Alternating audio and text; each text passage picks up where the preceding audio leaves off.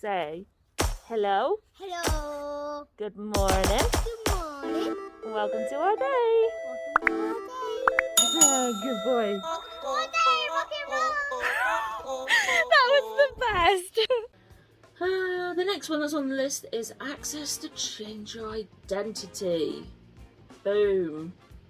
Yes, it may take years, but the fact that the reason why it's taking years is because so many people, the fact that it is so easy compared to 10 years ago even to change your identity to be the person that you fit into, it's moved mountains for so many people, and that is why the waiting list is so long. So a lot of people moan because the waiting list is so long, but it's because like the surgery. Yeah. And it's just simply because so many people are taking up the opportunity to be able to become who they are. Yeah, definitely. And it's also being able to legally change your identity. So like changing your title, or a lot of people get really excited because like on your driver's license it changes from like M to F or F to M, and that's a huge thing. Yeah. Obviously there's not any way to not have a gender on there yet, but no, the fact that it is moving in the right direction and people are able to start becoming who they feel like on the inside. And it is crazy because a lot of the time, so when we look at people who are willing to share their journey, and when they show like pictures of them before, we're just like, they were never supposed to be that No. gender. They were supposed to be who they are. yeah, and Like, and you can it just tell. suits them. Yeah. And yeah, it's not something that people choose. Like, you don't choose to be gay, and you don't choose to not fit into the gender you're born in and things like that. It's something that's out of your control. Definitely. And being able to access the hormones to be able to help you change who you are to the person you're meant to be, and have, like, if you're going from female to male, be able to have facial hair and have top surgery, and the advances now on being able to change your downstairs area. Like, I didn't realise there was so much involved, and we know someone called Finley. He has a book. I'll put it in here and I'll put a link to it on Amazon. We've got it, and I think it's Amazon. If not, I'll find his website. And reading through everything that has to be done, I didn't realise there was so many stages and so many things you have to go through. But equally, the simple things of being able to have tools to allow you to stand up to pee.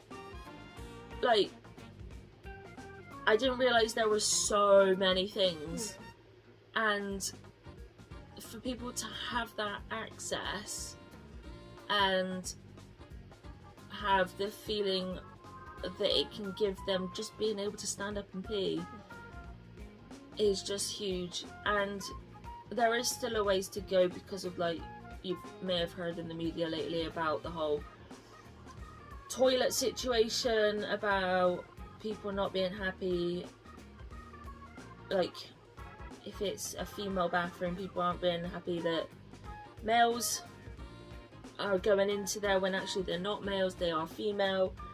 But these are the people that aren't accepting, and they don't want it. They're just like, oh, we don't want a man in our bathroom, when actually they're female and they just need to grow up.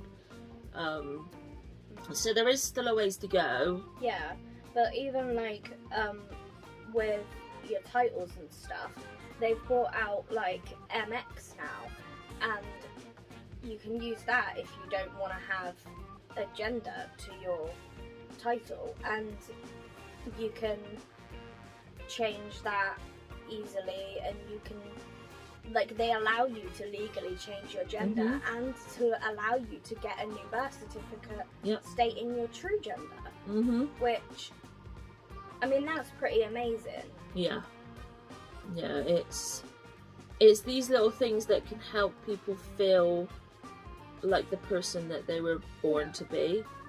The one thing that I love as well is sometimes if you're doing a survey or if you're filling out a form, a lot of the time, I don't know why, but you have to put your sex in there. And now there is male, female, non-binary, or male, female, other. Whereas even probably like 5 years ago, it was a lot of the time literally just male or female. And I mean, there are still some circumstances where they don't put other or non-binary or whatever. Yeah. And from somebody who is non-binary, it does. It is stressful. Yeah. Like, so sometimes if I'm filling out a form and I see it, I'll screenshot it and I'll send it to Sophie. Sophie's like not sat next to me, and we both get excited about it because it's like, wow, there's another company that are willing to change to support the community. And like, which is great. I could actually be who I am on that piece of paper. Whereas like on the ones that can't, it legitimately makes stressful. me not want to follow through with using their service or anything. Huh? Follow through. Well, that went deep. You know what I mean. My goodness. So yeah, it is pretty cool. I reckon in probably like the next 5-10 years, more companies will be a little bit more accepting, and there'll be more ways to be your best self. It is happening, but it is happening very slow. Yeah. Unfortunately. But as long as it's happening, we need to celebrate that. Yeah. The next one is that because being part of LGBTQ plus community is more accepting, it does open up many doors for a career. And for an example I put down is like being a TV presenter. 10-15 years ago, the chances of you being able to be, for example, a male who likes to wear feminine clothes, for example, maybe a dress, you would not be allowed to be a TV presenter. Like, full stop. Whether they see you or not, that it will not be allowed because it didn't suit the audience. Whereas now, a lot of the time you can be things like a TV presenter and wear whatever you want and that be okay. And it's even like, it makes big news even now when a football player or a rugby player comes out and says, actually, I hold my hands up, I'm actually gay. And although it bugs me that because it of makes having to such come big out, news, because it's like why does that have to be such big news? Yeah. It's just a person saying, yeah, I love who I plays football or rugby or love. soccer or yeah. And on the other hand, I also love that they are actually big burly showing rugby everybody, players or whatever. Yeah, and they're actually showing everybody that you can't, like, all football players aren't cis straight men. No. For example. Like, and it just shows people, like, just because you're gay doesn't mean you cannot be a football star or basketball star or whatever else. And yeah, it is frustrating that it does make such big news, but on the flip side, this can show the next generation of sports stars or whatever that just because you're gay does not mean you cannot be a sports star. And it's just fantastic. I remember when Tom Daley came out and everyone was shocked, particularly girls, because they were like, oh great, I can't fancy him now because he's gay, blah blah blah. but it was such a big occasion. Yeah, I was just gonna say, which is a stupid comment anyway, because if you fancy somebody, you can fancy them. Yeah. Like, it doesn't matter what their sexual orientation, gender identity, whatever is. If you like them, then you like them. Yeah. And I mean, in those sorts of instances anyway, it's highly unlikely that any kind of communication, let alone a relationship, it's going to exist. Happen, so. Yeah.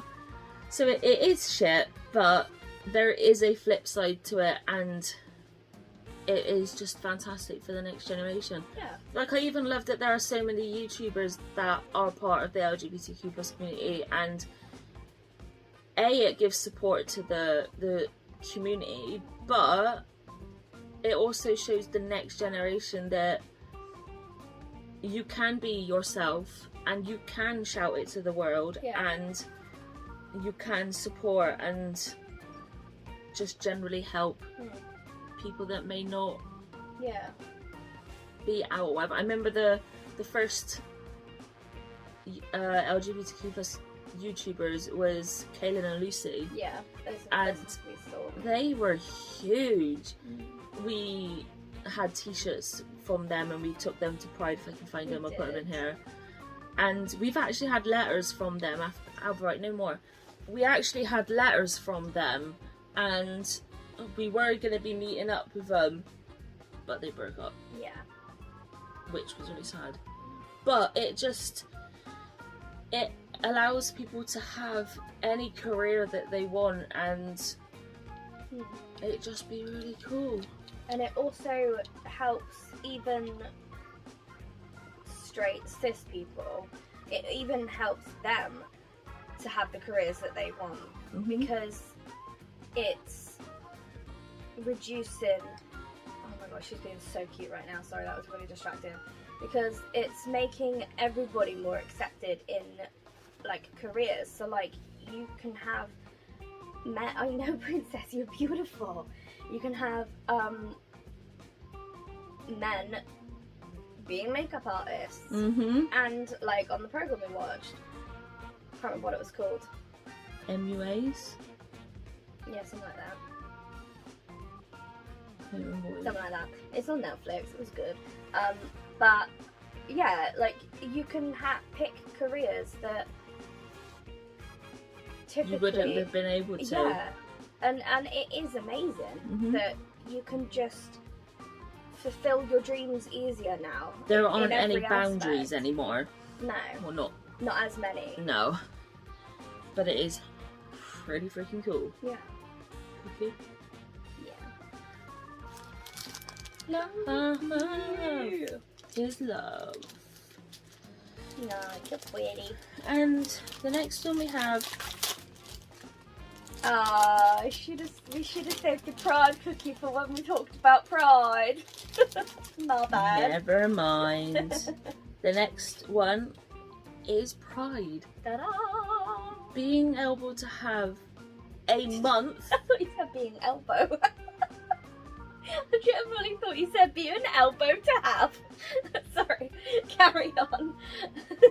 Being able to have a whole month where you can literally scream I'm gay with pretty flags, which if you didn't see on our previous one, we've completely decked out our house in rainbow flags and banners and windsocks. And it's beautiful.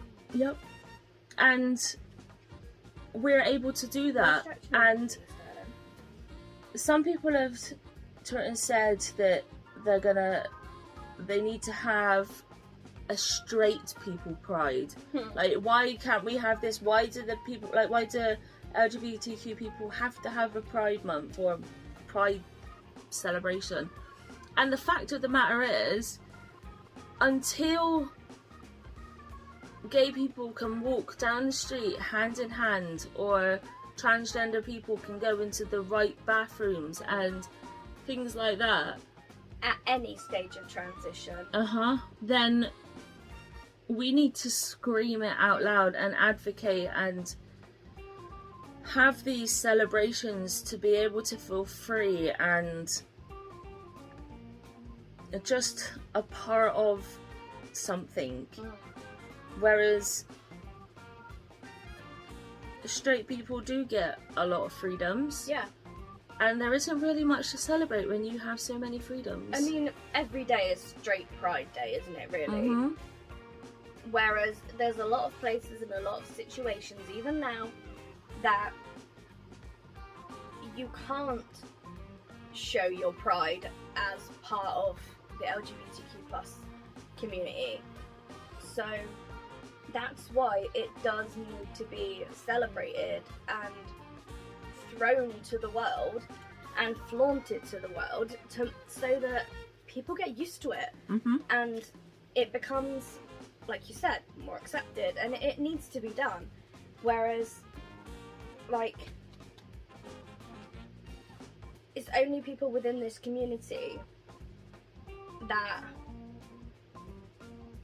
would necessarily know why there shouldn't be a straight cis pride sort of thing. Mm-hmm. But I mean, that's not to say that people who aren't in the community won't understand, but people in the community really understand it, and like a lot of the time they know how to explain it. Mm-hmm. Unlike me, who's just been rambling. That happened. Mm-hmm. But yeah, I get what you're meaning, and until it's the day that we can walk freely hand in hand or kiss in public or wear what we want and not get murdered and go to clubs and there not be a shootout, and It's also not just the getting murdered part, it's also the getting sexualized part, Mhm. because a lot of particularly like men be same-sex like, oh, female couples. let's watch a lesbian couple get it on. And, Yeah, and it's just not needed. Mm-mm. But yeah, so that's another aspect that a lot of people might not necessarily think about, that is also something that needs to change, but we're getting there. And even when it is all accepted and not sexualized and not being murdered and all these things, we should still have a pride, because we need to celebrate the fact that we've overcome these hurdles and we can be our best selves, and we can walk down the street wearing what we want and kissing who we want and holding the hands of who we want and just all these things. And to just not celebrate it or to just ignore it isn't going to pave the way for the next generations for the future, to allow them to be okay with who they are. And yeah, like, I've always thought it was weird that so many people from my year in school have turned out gay. Same. And like, when we think about it and when we talk about it, we come to kind of like the conclusion that it's because maybe that more people are willing to come out now. And also, I think as well, because as the generations are going forward, more people are experiencing different things, like meeting new people with different experiences and hearing different stories and everything. Things are less taboo, and like, people can experiment with different clothes and whatever and discover that actually maybe they weren't actually a straight cis person. So I think that, as well as the fact that more people are coming out, it's also more known about because of that, and bless you, more people are feeling okay to go forward into being who they actually are, and even just trying these things, because sometimes just a little bit of information turns to curiosity, turns to experiences, turns to actually this is who I was supposed to be, kind of thing. That made sense, right? Cool. I took a big bite right then. You did. As you were finishing. My bad. Because I didn't know what else to say, so I ate a cookie. Can't say anything, so I'm gonna fill my mouth. Yeah, it really was, but I didn't bite as much as you.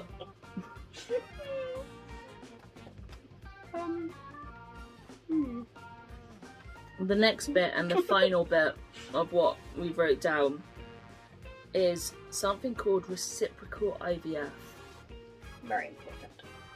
And not a lot of people know about this because it was only...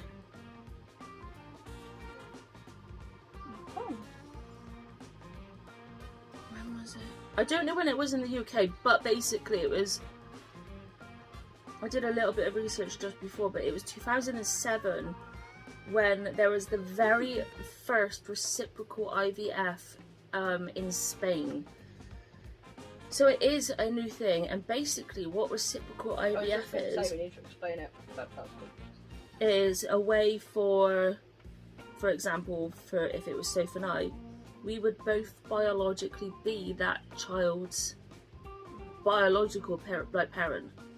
And the way that that works is you would go in for like IVF like normal, you would have all the injections, one person would have their eggs removed, they would fertilise it with the sperm, and when it becomes a blastocyst, which is like the very first stages of an embryo, they would get implanted into your partner. So for example, my eggs would get implanted into Soph.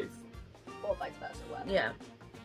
So genetically, it is my eggs, but because they are a part of Soph and grown within Soph, it would be... They would have my blood going through their system. And Soph would be feeding them and would birth them. And so biologically, it means that we would both be connected to that child. Which is amazing, and that is something that we have always wanted. But probably more than likely never will be able to have. No. Personally. So it is like a huge thing, and I'm seeing more and more lesbian couples doing it. I think it's a little bit harder, obviously, for males because... I don't know how they would do that.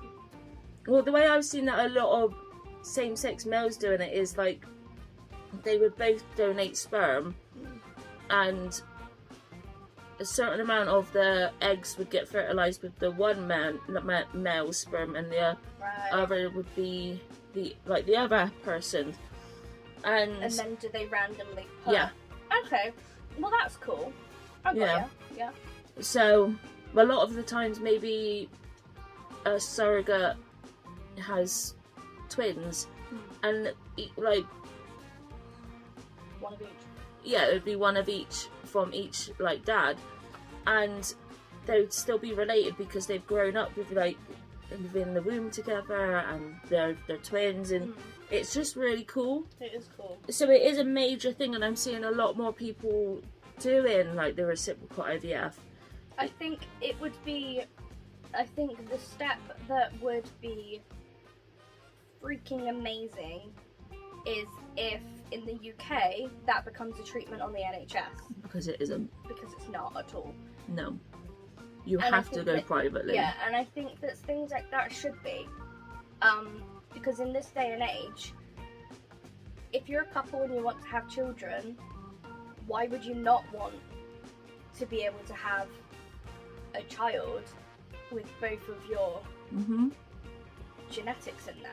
Like, that is literally the dream, to have a child with both of our genetics. I mean, to be fair, it's pretty much our dream to have a child with even one of our genetics. That would be great. Yeah. Or like even just a child without our genetics, you know. But that's a different situation. That's in vlog series episode 3, 4. The last one or the one before? One of those. The last one. So yeah, it is amazing. It is amazing. There are now ways to have your family connected through multiple ways, and it's just great in general. Yeah. And to have, like, there are obviously a lot more positive things about being part of the LGBTQ community, but these are just... we would be sat here all day otherwise, especially with my rambling. Yeah, because Which we're I already hope at you like enjoyed.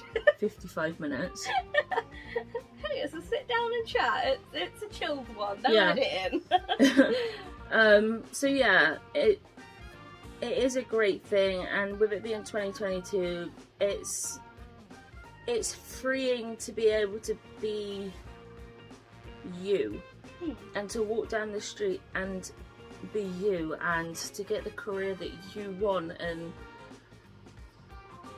being able to have children now.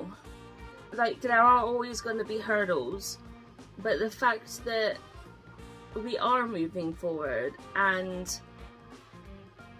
like, we are being a lot more accepted, minus people like our neighbour, which... Dixie, that's your hand. Dixie, no more princess. Actually, the neighbour one was the last one we spoke about.